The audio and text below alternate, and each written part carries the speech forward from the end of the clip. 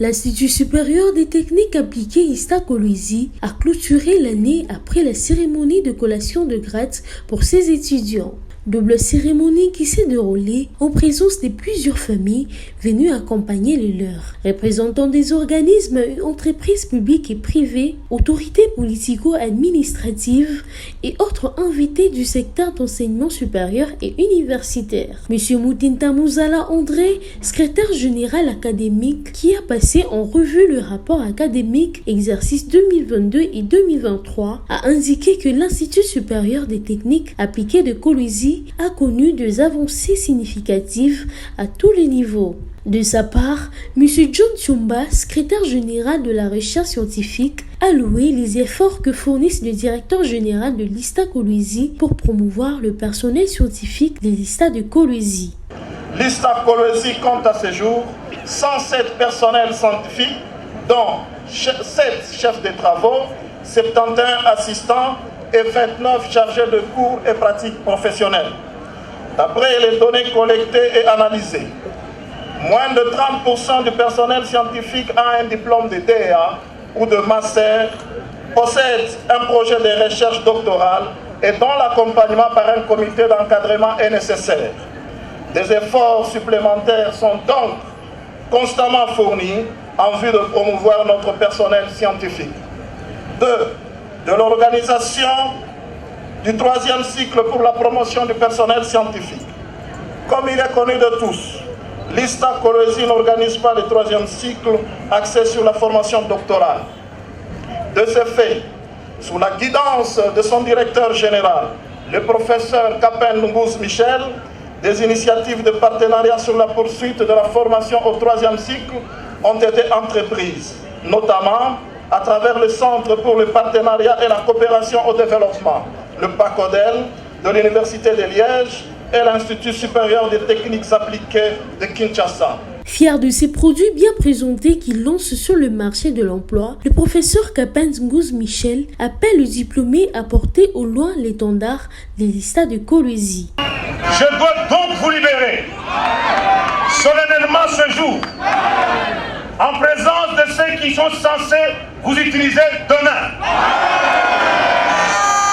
Ou encore, les bénéficiaires directs et indirects de vos prestations. Demain sera différent du temps que vous avez passé avec nous. Demain sera plus criant et radieux pour vous. Prenez alors soin de mettre le principe de la déontologie et l'éthique d'ingénieur, couplé aux questions de la citoyenneté, responsable dans les carcoins au fin de porter au loin l'étendard de l'ISTA Kolwezi. Partez donc, vous qui formerez le relais et ferez l'étendard, l'écho d'une voix douce, charmante et amoureuse, celle de votre ISTA Kolwezi, votre mère nourricière, votre alma mater. C'est donc avec peine et joie que nous vous laissons partir. D'abord, avec peine, parce que vous vous détachez de votre établissement. Mais avec joie, parce que vous porterez son image jusqu'aux extrémités de la terre, partout où les termes techniques appliqués se prononcent. Ainsi, avec toute la bénédiction céleste de vos encadreurs, virtueuse carrière à vous tous. Félicitons l'entreprise Kamoa qui est disposée à interviewer une centaine d'étudiants de l'ISTA Kolwezi déjà. Deodat Kapend, ministre provincial de l'Intérieur, sensibilise les autres à emboîter le pas. Je profite de ce moment pour lancer un appel aux autres entreprises installées et disséminées à Kolwezi pour suivre l'exemple de la société Kamoa.